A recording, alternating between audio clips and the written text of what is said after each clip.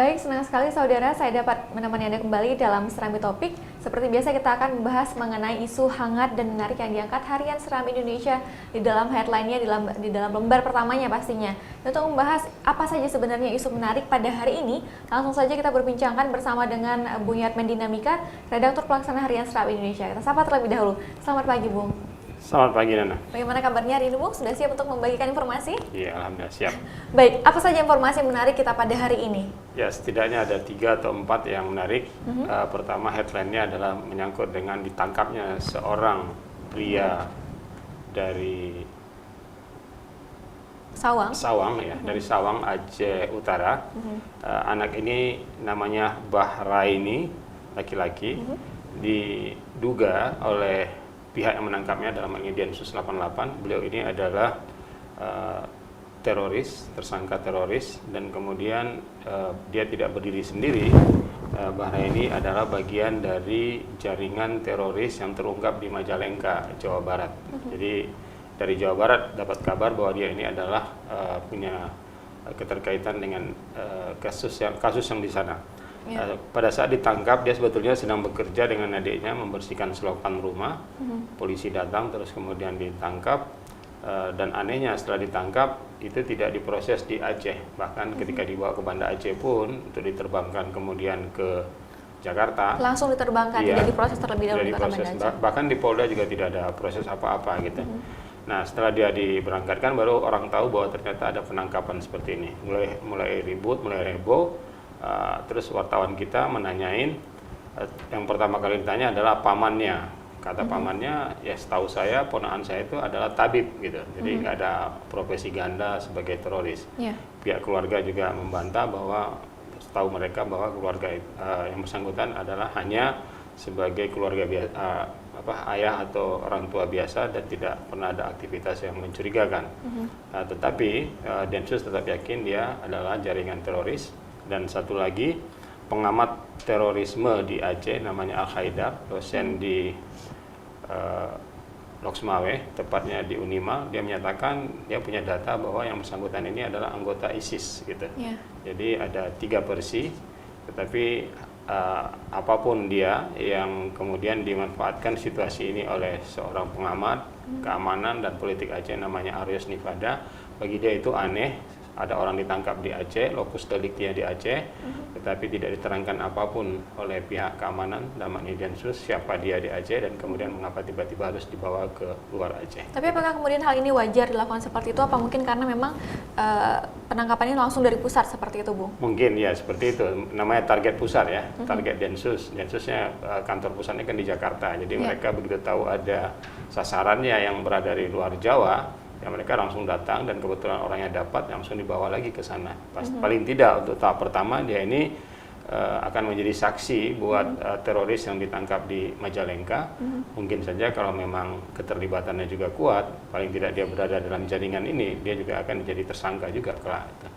Tapi bagaimana kemudian respon dari pihak Polda Aceh sendiri? Apakah kita mendapat informasinya seperti apa, Bung? Kita dapat konfirmasi dari Kepala Humas Polda, Pak Gunawan. Kata Pak Gunawan, betul ada, tetapi kita tidak mendapat kewenangan apapun untuk memeriksa dia di sini. Jadi hanya sekedar itu saja. Dia membenarkan bahwa peristiwanya ada, dan yang bersangkutan kemudian dibawa oleh Densus ke Jakarta, mungkin untuk seterusnya dibawa ke Majalengka, tepatnya Jawa Barat.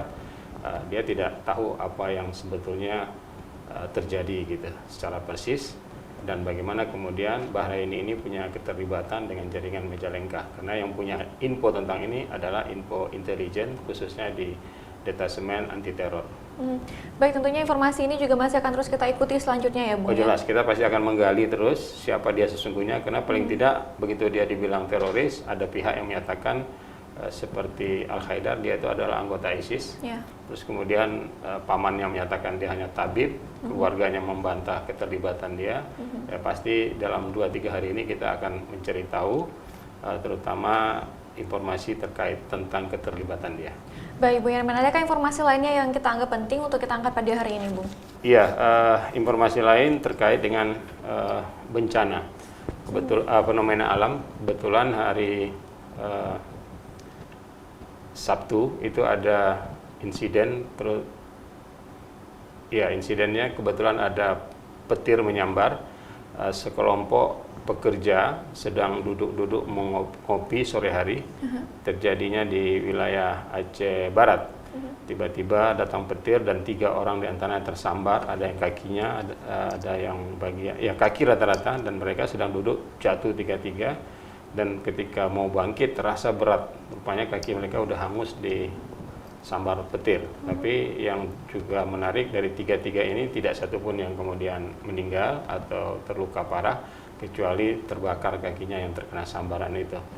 Kawan-kawannya yang masih selamat dan tidak terkena oleh sambaran petir melarikan mereka ke rumah sakit.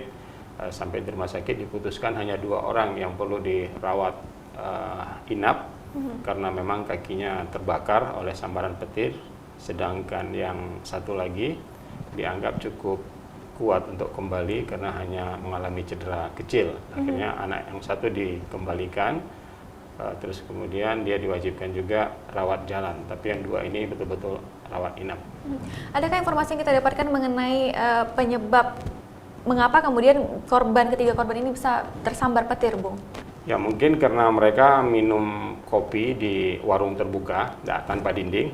Ya, terus kemudian memang sedang hujan lebat, yang kita nggak tahu, jangan-jangan di antara mereka ada yang main handphone atau apa, biasanya seperti itu. Yang namanya petir menyambar benda yang ada aliran listriknya atau logamnya gitu kan.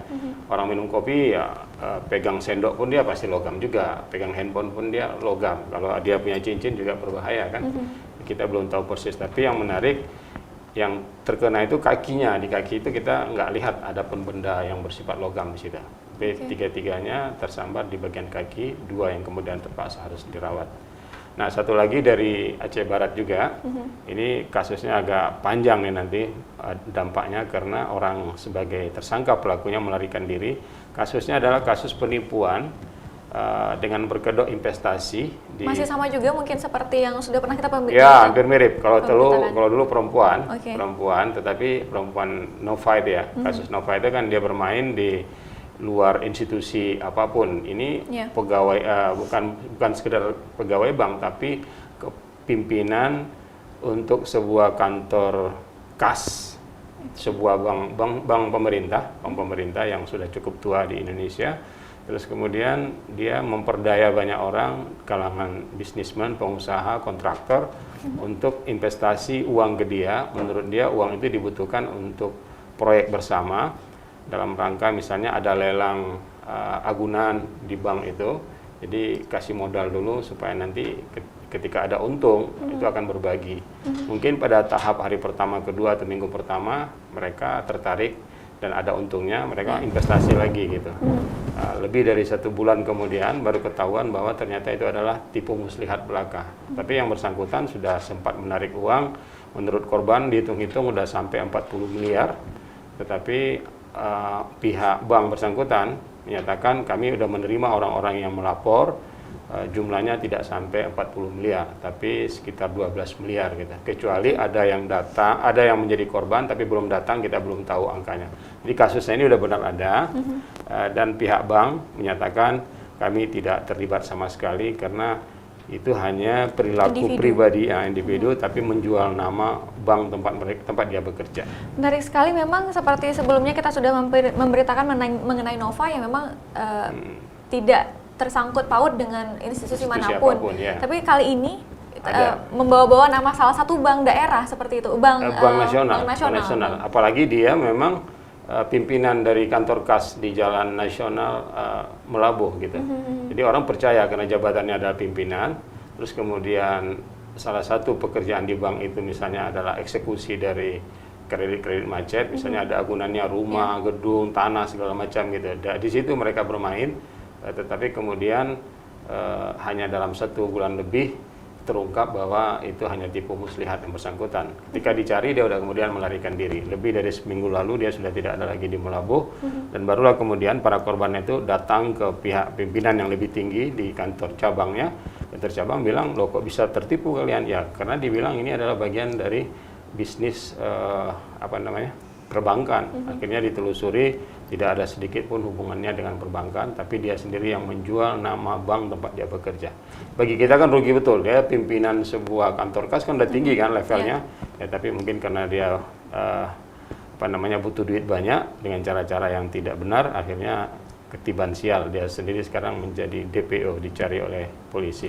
Pesan seperti apa yang ingin kita sampaikan di sini, Bung, melihat investasi bodong ya, bisa kita sebut investasi bodong yang sebelumnya pernah dilakukan oleh orang yang tidak sama sekali bersangkut paut dengan institusi manapun, kali ini dilakukan oleh orang dalam dari salah satu bank sendiri. Ya, pada dasarnya tujuan kita memberitakan itu adalah supaya calon korban lainnya atau siapapun masyarakat itu harus hati-hati betul untuk jangan cepat-cepat terpercaya atau terperdaya dengan orang-orang yang menyatakan ingin memberikan untung banyak kepada Anda dalam waktu yang singkat gitu. Ini salah satu yang dimainkannya itu adalah kasihkan investasinya dalam tempo 1 bulan, Anda akan dapat untung 30% dari investasi yang disimpan.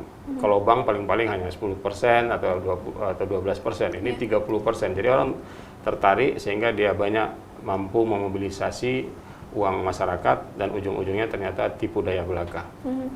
Ya, kita inginkan ke depan pun kalau memang ada hal-hal seperti ini tetap harus diwaspadai. Apalagi itu hanya dilakukan oleh sebuah kantor kas tingkat daerah.